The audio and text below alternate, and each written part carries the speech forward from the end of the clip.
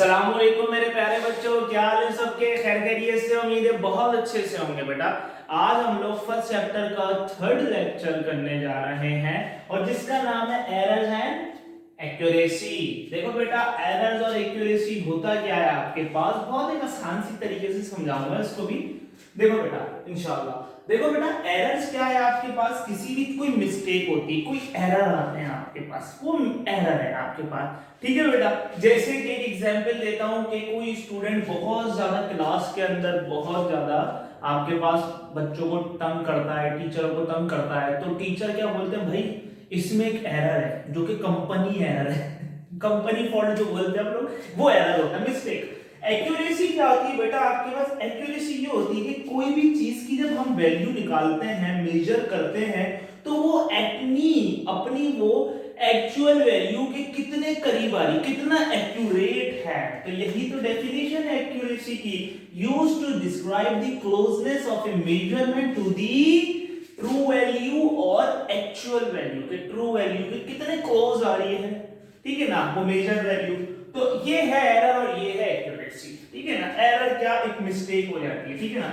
Errors भी बहुत सारे किस्म के हैं, एरर भी निकालना सिखाएंगे, कुछ थोड़ी आसान सी प्रॉब्लम भी सिखाएंगे, परसेंटेज एरर भी सिखाएंगे, इसके अंदर आपको कंफ्यूजन की बात नहीं है। देखो बेटा, आपके पास एरर समझ में आ गया होगा आपको कि भाई जो गलती हो जाती है ना आपके पास, आप कोई चीज क्या कर रहे थे, आपने मैंने बोला कि बेटा एक काम करो, इस बोर्ड को आप मेजर करो। आपने बोला ठीक है सर, इसको मेजर करते हैं, लेकिन क्या किया, कोई ना कोई बच्चे ने आकर, थोड़ी सी बच्चों में होती है चुल, उन्होंने कर दी चुल। अब आपके क्या हो गया, मुझे पता थी इसकी वैल्यू असल में क्या है, मैंने तो आप लोगों को टास्क दिया था, लेकिन आपने वो वैल्यू सही नहीं निकाली। तो अब देखो, एक्चुअल वैल्यू और मेजर्ड वैल्यू इसकी सही नहीं आई, तो ये हो गया आपके पास क्या, एरर, गलती। देखो एरर बहुत सारे किस्म के होते हैं, बहुत सारे किस्म के एरर में आपके पास एक सबसे पहले आ रहा है जिसका नाम है पर्सनल एरर, ठीक है बेटा, ठीक है। दूसरी चीज आ रही है आपके पास इसके अंदर जो कि होता है आपके पास, और वो एरर कौन सा होता है, सिस्टमैटिक एरर, जिसको हम लोग इंस्ट्रूमेंटल एरर भी कहते हैं, ठीक है बेटा, इंस्ट्रूमेंटल एरर भी नाम इसको बोलते हैं। और आपके पास एक और बेटा मेरे आ रहा है जिसका नाम है रैंडम एरर। देखो बेटा, बात को समझेंगे बहुत अच्छे से। पर्सनल एरर कौन सा एरर होता है? पर्सनल एरर वो एरर होता है जो कि खुद से हो जाए। आपको क्या कहा कि भाई मैं रीडिंग ले रहा हूं, सही से आप इसकी वैल्यूज को उतारो, नोट करो। आपने क्या किया, वैल्यू आई थी 2.53, आपको बताया गया 2.53 लिखो, लेकिन आप पता नहीं कौन सी दुनिया में घूम थे कि आपने 2.53 को लिख दिया 2.93। ये पर्सनल एरर होता है जो कि खुद से होता है। आपको क्या हुआ भाई, मेजर रीडिंग लूंगा, बिल्कुल इसको पकड़ के रखना, हिलाना मत, लेकिन आपके हाथों में माशाल्लाह चुल थी, आपसे हिल गया, पर्सनल एरर हो गया। समझ रहे हो बेटा, ये पर्सनल एरर्स होते हैं, कोई टेंशन की बात नहीं, बहुत आसान सी चीज। उसके बाद आ रहा है बेटा सिस्टमैटिक एरर और इंस्ट्रूमेंटल एरर। देखो बेटा, सिस्टमैटिक एरर और इंस्ट्रूमेंटल एरर ये होता है कि जैसे कि आपके पास कि अगर उस सिस्टम या इंस्ट्रूमेंट के अंदर अगर एरर आ जाए तो वो है सिस्टम एरर और इंस्ट्रूमेंटल एरर। एग्जाम्पल देते हैं आपके पास कि आप क्या कर रहे हो, आपके पास कोई भी डिवाइस है, वो आउट ऑफ ऑर्डर हो गई है, अब वो आपको गलत रीडिंग दे रही है, एक्चुअल में वो वैल्यू नहीं है, तो ये आपके पास सिस्टम में एरर आ गया। उसके अलावा एग्जाम्पल तराजू होता है बेटा, तो आप लोग अक्सर देखते हो कि उनके तराजू में एरर आ जाता है, तो अक्सर वो लोग क्या रखते हैं अपने तराजुओं के अंदर, धड़ा रख देते हैं कि वो उसको बैलेंस कर सके, सिस्टम के एरर को खत्म कर सके, ठीक है ना। ये सिस्टम के अंदर एरर आ जाए। फिर आ रहा है बेटा रैंडम एरर।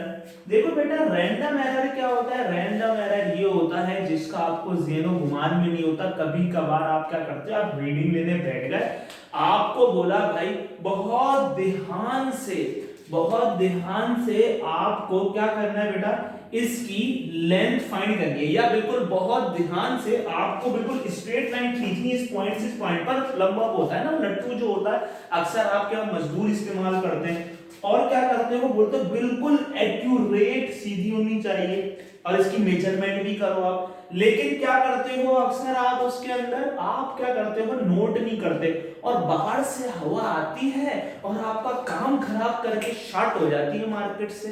तो ये वाले जो एरर है ना, वो है आपके पास रैंडम एरर। ठीक है बेटा, आप क्या कर रहे हो, किसी भी चीज का मेजरमेंट कर रहे हो और बाहर से टेम्परेचर को आपने इतना नोट नहीं किया, टेम्परेचर ज्यादा हो गया, वो चीज आपके पास, एक मिसाल देता हूं, एक्सपेंड हो गई और ज्यादा रीडिंग में चेंज। तो ये जो आपके पास जो चेंज आ रहे हैं, एरर आ रहे हैं, बिकॉज ऑफ रैंडम एरर। आप इसका ध्यान नहीं रखते मेरे प्यारे बच्चों।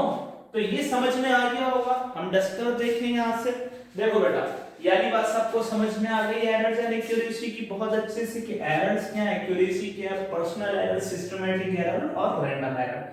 ये बात समझ में आ गई होगी बहुत अच्छे से। बेटा अब देखो एरर निकालने को इंस्ट्रूमेंट में एरर आ जाता है, बहुत सारी चीजें आ जाती हैं, एरर तो आते रहते हैं जिंदगी में, एरर आएंगे।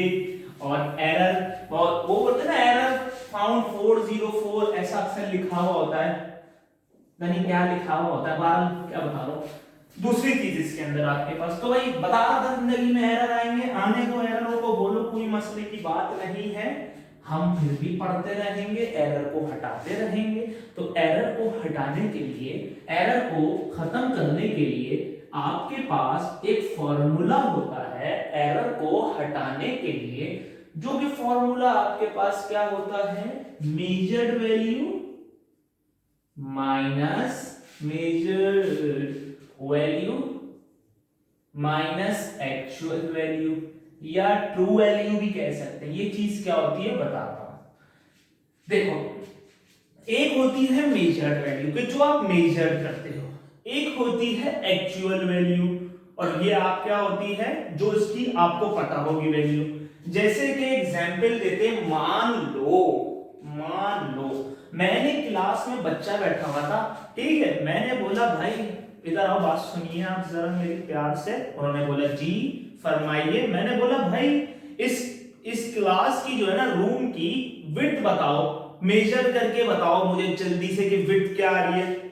मुझे पता था, बच्चे ने बोला कि सर इसकी जो मेजर्ड वैल्यू जो आ रही है क्लास की विड्थ की, वो आ रही है 7 पॉइंट, आपके पास कितनी आ रही है 5 मीटर। ठीक है, एग्जाम्पल दे रहा हूं। और इसकी जो एक्चुअल वैल्यू है वो कितनी है 7.6 metre.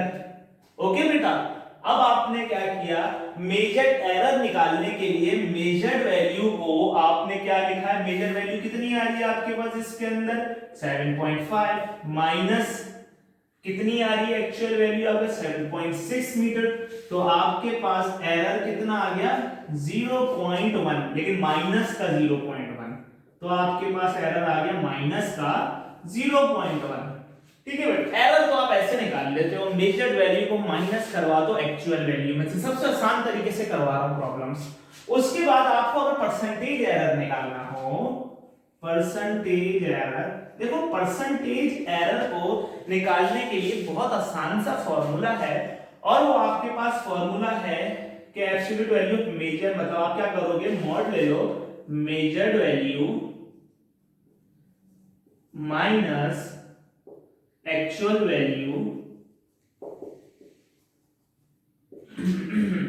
Divided by actual value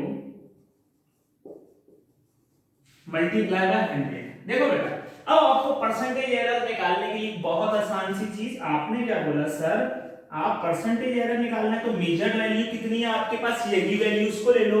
measured value है आपके पास 7.5, एक्चुअल वैल्यू कितनी है आपके पास 7.6, सही है, और मल्टीप्लाई बाय 100।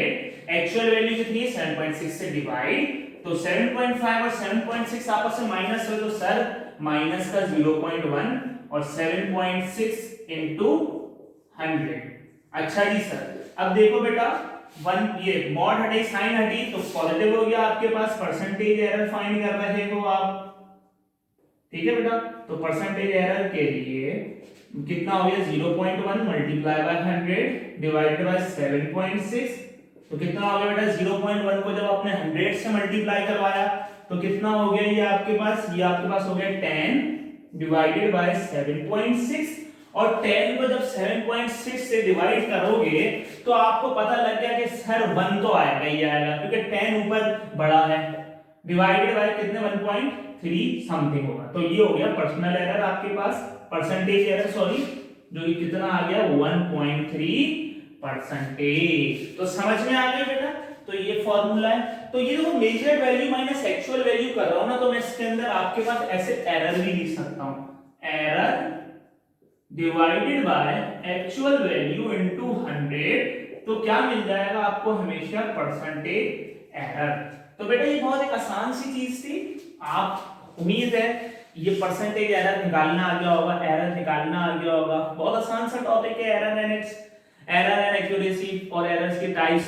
उम्मीद है बेटा अच्छे से समझ में आया होगा। अपना बहुत सारा ख्याल रखिएगा, ऐसे ही पढ़ते रहे, अच्छे से पढ़ते रहे, इंशाल्लाह बहुत जल्दी आपको ये तमाम चैप्टर्स कवर हो जाएंगे।